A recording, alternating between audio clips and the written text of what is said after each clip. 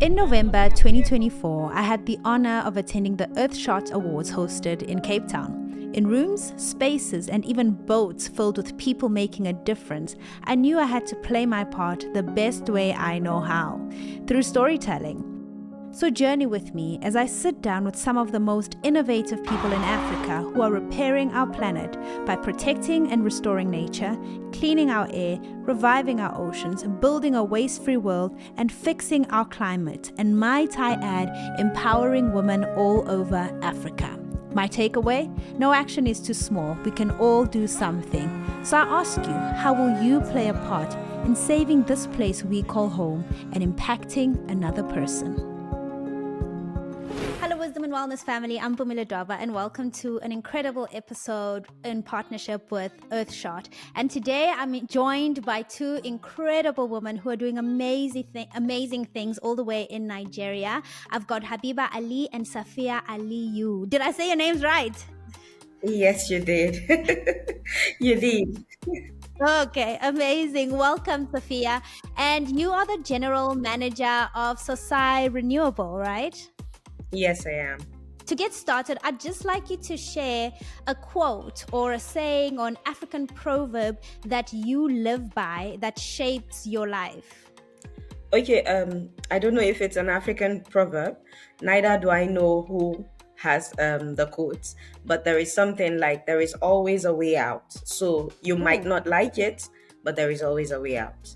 Sure. Where did that stem from? Because I think for me, my saying in life is there's grace for today. And it's come from moments where I feel so overwhelmed that I want to quit. And I'm just like, there's grace for today. So for you, why did that specific saying stay in your heart and become, I guess, a way of being? Whenever it's overwhelming or I feel like, oh, why am I in this? I just tell myself there Yeah. is always a way out. It's just that you might not like that way and you just have to walk towards it. So do not give up and go ahead, find the way and keep moving on.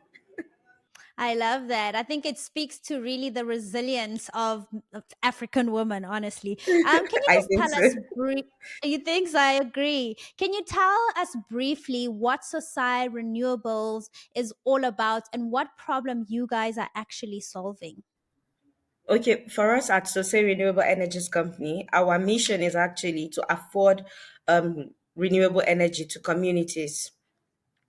What we try to do is we try to understand the pain points of the community people and try to prefer a tailor-made solution to these Mm, people that it's going to serve the purpose of which they need the energy for. It could be energy for cooking, it could be energy for lighting, it could be energy for productive use, whatever, maybe agro processing or whatever it is they have identified that they need energy source for. So we try to prefer a renewable energy technology that it's going to serve the purpose for them. And we take it a step further, trying to work with these people to come up with payment structure that it's going to mm, be comfortable to these people so that the technology becomes affordable to them. yeah. And I think with all that we're doing, we can somehow pride ourselves to be the nexus between community development, agriculture, and women empowerment. Sure, I love that. So you're basically bridging almost three gaps to bring upon solutions. And I just want to ask from your own personal life, and I think a lot of us, the work we do, somehow there's a connection between where we bring impact and our own personal lives. Did you grow up in a community that struggled with energy? Where's the passion? Where does the passion come from for you to be so invested in this project? Okay, so I think I would answer this starting off with the fact that I'm Habiba's younger sister, and we had a Ah. mom. Yes, we grew up with a mom who sell food by the roadside, cooking on the firewood, and Mm, we lost a sister, an older sister, to health problems, which we think mm. is somehow related to the exposure to the bad to the The gases fumes. coming from the Yeah. firewood. So with that, and then somehow Habiba was in the right place at the right time to hear the message of how women inhale smoke, and for 1 hour exposure to inhalation of smoke, they would have smoked equivalent of a packet of cigarettes. Just And one then hour. yes. Sure. So she would have smoked an equivalent of a packet of cigarette. And looking at the health impact of this to the woman, also linking the dots to the fact that our mom used glasses, Habiba herself uses glasses, even our late sister uses glasses, and then we lost her to some breathing kind of problems. So somehow it just felt like there is a problem, because there are 1,001 other women out there who are into the kind of business our mom is also doing. And then we Mm, even have people who just sell maybe basic commodities, but they use the local lanterns that it's fueled with kerosene, and then they inhale all the smoke that comes out of the flame for how many hours only God knows, that they sell at night. Some of them start selling, let's say they have to put the light on from maybe around 6:30 p.m. up until 10 p.m. 10:30 p.m. they are still there. So if we're going to do the maths, thinking that the one exposed to 1 hour is taking a packet of cigarette, it means these women are smoking about 3 to 4 packets every day, besides the one they still inhale when they are cooking for their families at home. So this was a kind of alarming and made it very obvious that something needs to be done. So we actually started the business from the angle of combating climate change, already seeing the effects of climate change in our local environments. Places that were reserved forests were becoming plain fields and all that. So that was when we started the business, trying to preach about people to reduce the cutting, the felling of trees, and making them see the reason why we have to stop doing business as usual of using our woods to mm, cook in a non-conservative manner. But being sure. exposed to this information and also learning of the health impact to women and all that, Habiba then luckily came across the solution as well, which was a booth outside the hall where she has just gotten the information, where there was an exhibition of solar lanterns. And she could just relate, if that is the problem, then this is the solution. So we need to do Mm. something about it. What a beautiful story. I love how the first solution was climate change, and but somehow it linked to a pain point, as you share that your mother was this woman who had to light a fire every single day, inhale, and like you said, losing a family member. And I think that's how it happens. That's how the best solutions around the world come about. It's when your own life, you've got some sort of pain point and experience that you can empathize with someone, and that's where solutions come from. And I mean, you've shared about the woman and how it started. And I love that it was just a test. You didn't think it would be this whole thing where there's now Yeah. technology and swiping involved. It was like, test this out and let us know. Mhm. But I mean, I was just going through your stats of impact, and I saw that you guys have impacted over 62 businesses. Is there a specific story that stands out for you? Yeah, I think the story will go back to the very first mini grid that we implemented in one community here in Kaduna State. And there is this woman who was very hardworking, who is a second wife of her family. And Mm, she ordinarily just sells like tofu.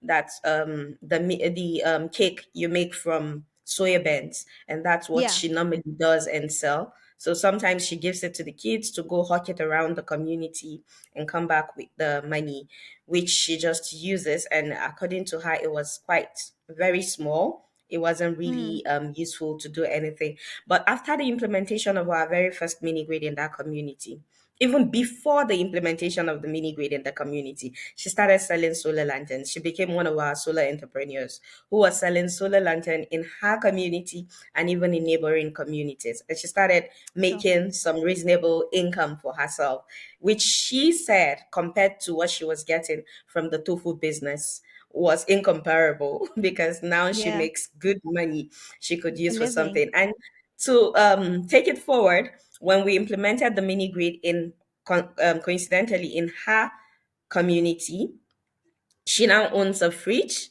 where she now sells soft drinks and she does some kind of local drinks and also put in this fridge and sell. She's still selling solar lanterns to the neighboring community, and with the mini grid in the community, she owns a milling machine. And to cut the story short, she's earning good money for herself, and Yeah, unfortunately, she lost her husband. And sure. in the North, there is this thing about women being dependent on the husband.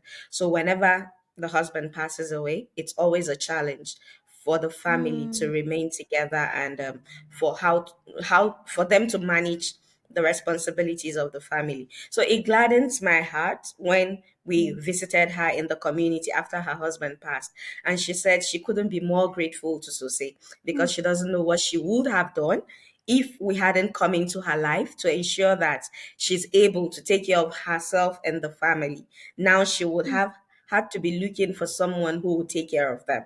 But with what mm. we have brought into her life, she has a business she's able to manage very well and also take good care of herself and even the first wife and the kids.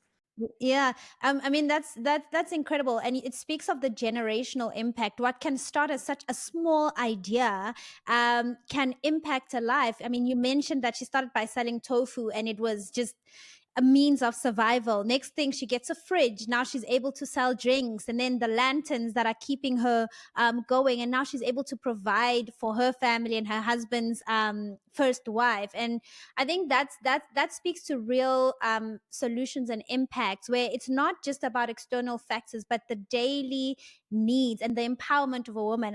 I know for a fact that I think when a woman is empowered, so much changes in the home. For women to be able to stand and not be dependent on someone else. Do you ever feel like, oh, I could be doing something else that will actually bring me more money? Or is the impact so etched in your heart that it's worth all the sacrifice?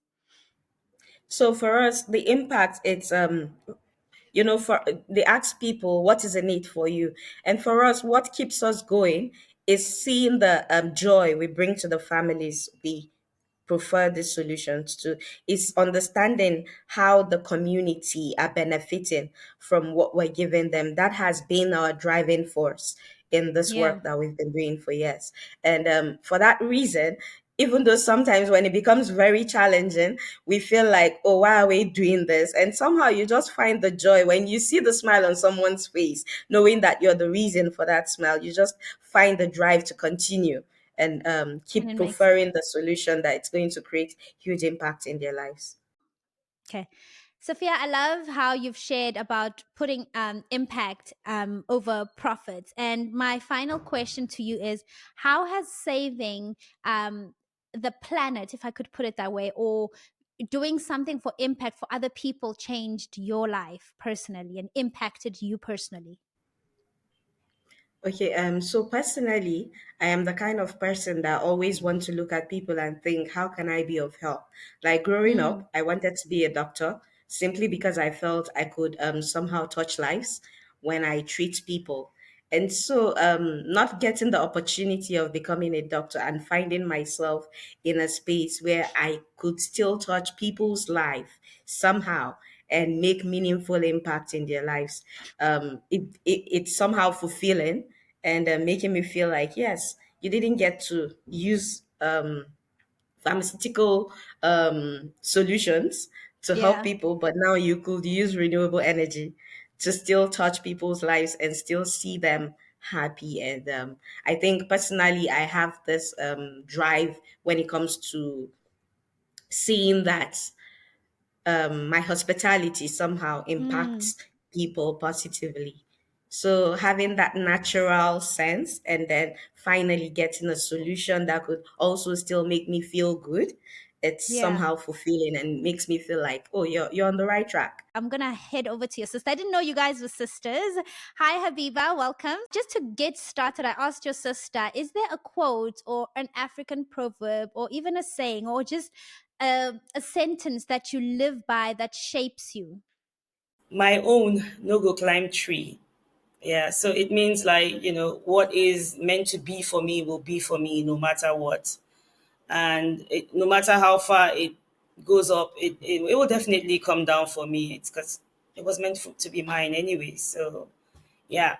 Your sister shared. I asked her where did it start, and she explained that your mother used to cook using firewood, and she explained just the impact of inhaling the smoke and how it impacted your family. But for you, I want to ask, how growing up did you imagine that you would be providing energy solutions for your country? Did that even occur to you that that's a possibility? And like you said, you're a woman in the space, it's a male dominated industry, there's so many red tapes, but here you are 15 years later. Did you ever think that? Well, in fact, I never, energy was not even on the table, because I'm an accountant. I have a BSc in accounting. I have a master's in banking and finance. My PhD is in energy management. Anyways, finally some energy in there. And while growing up, our mother, like I'm sure Sophia shared, we cooked food on open fires by the light of a kerosene lantern most times. We had a mama put, which is like a roadside stall, in Nigeria, where we cooked food. And everybody had to go to the shop. You had no choice.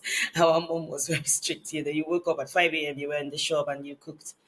And so I didn't know this was even a problem, not at all, until I went to Uganda for the Partnership for Clean Indoor Air forum in 2019. And I spoke on a panel. At that time, I was doing work in improved cook stoves, but I was doing it more from the climate change deforestation point of view. And so for every stove you deployed, you were saving 2.9 tons of CO2. That was the gig, and we were always saying it. And we were the first organization to register a CDM project in cook stoves globally.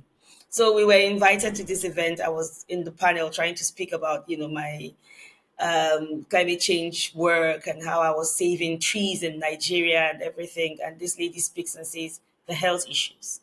If anything, people should look at it. For every 2 hours you stayed around an inefficient fireplace, you had smoked an equivalent of a pack of cigarette. And I'm like, are you kidding right now? And we had a sister who had died just shortly before then from breathing problems. I mean, those were part of her complications as well. I'm not saying that's what killed her, but I'm thinking maybe it aggravated it. And my mom wear glasses, I wear glasses, and these were all the symptoms from inhaling, being in that space that the lady actually listed. And it really really scratched my conscience, because I still bought food from women who cooked food on the open fire when I was driving home, even though we didn't know no long, we no longer had the shop. I still bought food from the women who cooked on open fire by the light of a kerosene lantern. I still bought bread there, bean cakes, and all of that. So I just kept thinking, does this mean these people are going to lose people? Like, Yeah. probably. And because my sister's death was still fresh then. And so stepping out, I see solar lanterns, and it just made sense. If you could, I thought, okay, now you're doing cook stoves, which is good, but how do you do with the lights? I mean, they use these kerosene lanterns that blare smoke, and we call it achibalbal. Even from the name, it's like pop, pop, pop. And so, yeah, it was really a thing for me. And so I bought 10 lamps and took it back home. Of course, co-opted my sister. Let's go put these lamps in these places and see what happens. And yeah, that's how it took off. The That was the women came beginning. back. We want to buy for our neighbors. Their neighbors wanted to buy for their neighbors. And, the women became the salespeople. In the beginning, it was simply something to help women get money. But Yeah. then we started the cook stove projects that we were doing at that time, which was saving each, like I said, each cook stove was saving. That's another cook stove project, not the one I spoke about, because the one I spoke about, I was doing from an organization called Developmental Association for Renewable Energies, which I founded with my ex-husband then. Mm. And we were doing this together. But in all of it, I just, how when things just don't go well with people, it wasn't working. And I Yeah. just knew I had to do something else. So for me, it was a good time to start the lanterns, get out of there, started Sosai, and so everything just came together like really nicely. It's like when this thing they say, when the student is ready, the teacher appears. And so my Sure. teacher appeared in, this, and it was really nice. And just shortly after, Barefoot Power was able to say, oh, we would like to send you a lot more lamps, because I was talking Mm. about how women were buying this. I didn't have the financing. I only had $3,000, and Yeah. We started with it. And the $3,000 I actually got from another company who wanted to do a cook stove project, and they gave us the contract of doing the baseline study. So they paid me $5,000, which I have never seen in my life. And Yeah. I remember coming out of the bank and I jumped out. I'm like, yay, the money is there. Rich. No ways. Like, I couldn't believe they could pay me $5,000 just to go to the communities and ask questions and put it down. It was crazy. We did the work. It Sure. was not too much work, and we didn't even bargain. They just told us, "Okay, we're going to pay 5,000," and I'm like, "Okay, is this real?" You know. And they paid, and so of that 5,000, I was able to use 3,000 to buy lanterns. And Bedford Power Wow. was very, very impressed, and they said, "Okay, we could help you. There's an organization called Kiva.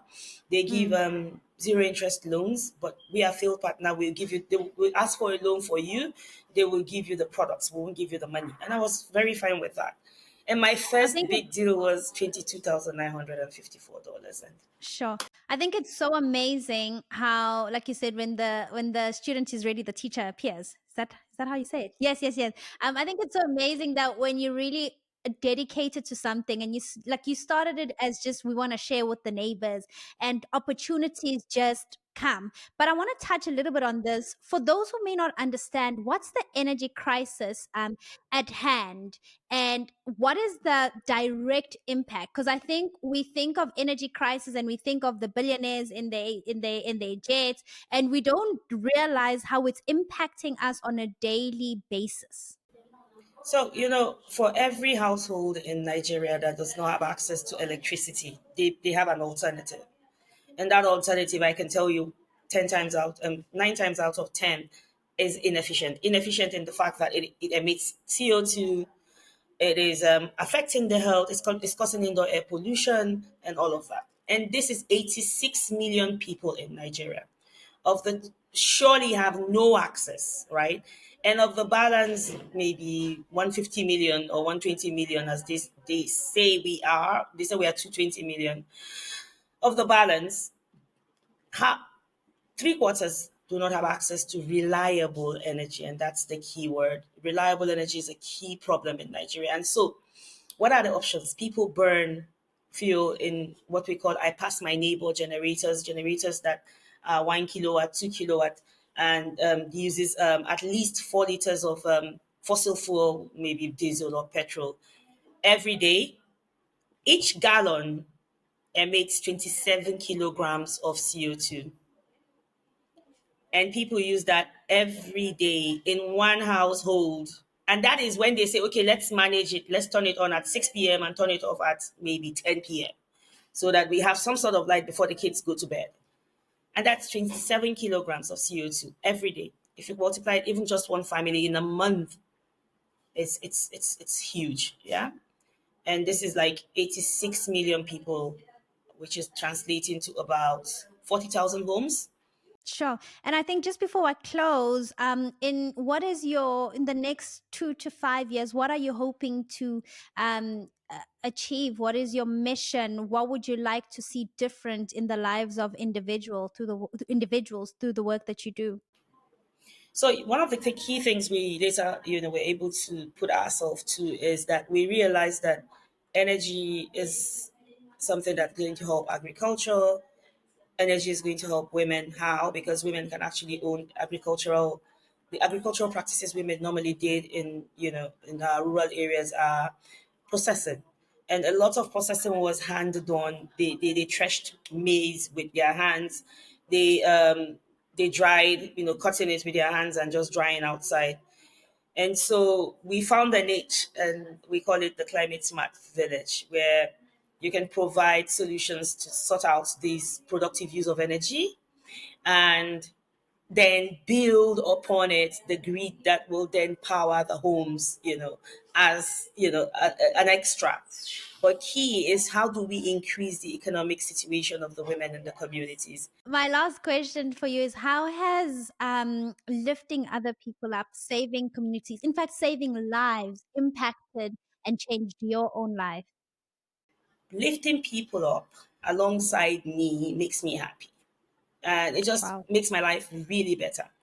And I remember when the American ambassador came to our office to visit us in 2017 to see our work and all of that. And He was so impressed, and he said, and he was with his son. So he goes like, I'm so impressed with what you do, because he followed us even to the communities, because they had told us he was going to spend 30 minutes with us in the office, and that's it. This man spent like 4 hours with us because we had to go to one of the Yeah. communities with him.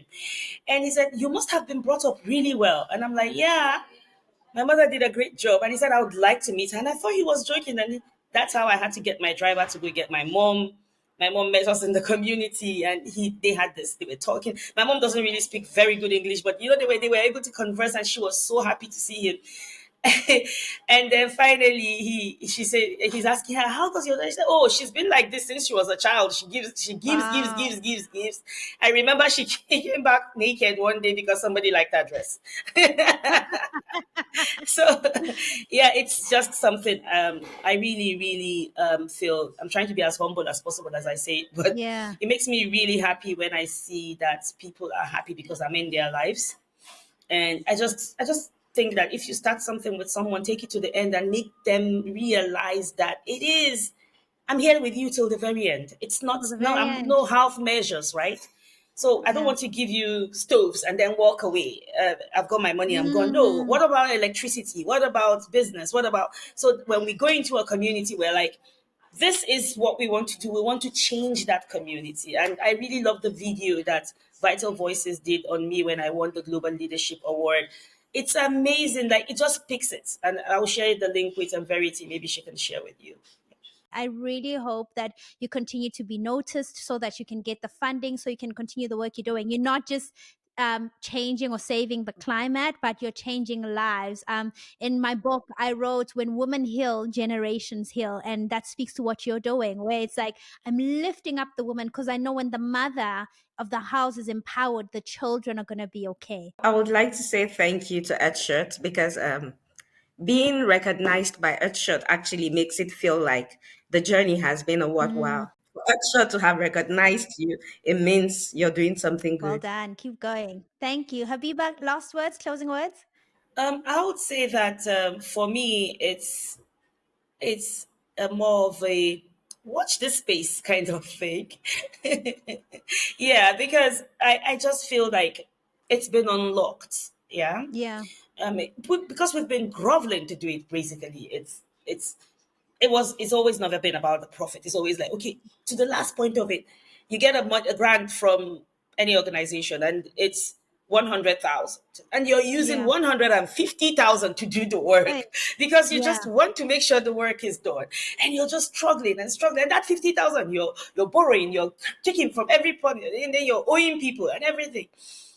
And then you see an opportunity, and you're like, oh yeah, here I am, I'm doing this, and people tell you these stories that are like, okay, should I throw in the towel? I'm not doing right, right? Okay, maybe that's not good Mm. enough. Maybe I'm not good enough. But now, with this thing, I told them yesterday, I said, with this thing you've done for me, you don't know what you've unlocked. It's huge for me Yeah. and Yeah. personally. And so again, I say, just watch the space and let's Watch see the what you, space. yeah, you'll see what we're gonna do. Thank you so much. I hope you guys have a good day, and I just hope the impact continues and it just lasts for generations and generations and generations, and that the work doesn't just stop here. Thank you, ladies. Bye bye.